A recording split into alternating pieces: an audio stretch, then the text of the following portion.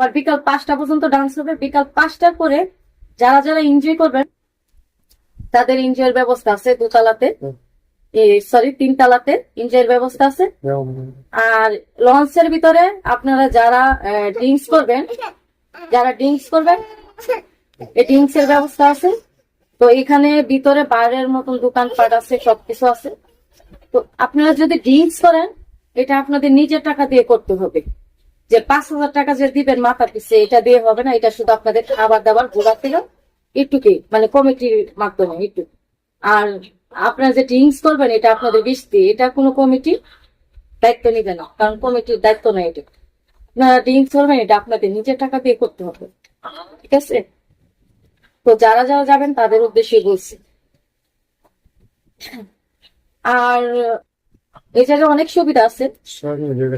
আর আর কি বলবো, যা বলার তো আমি বলেই দিলাম।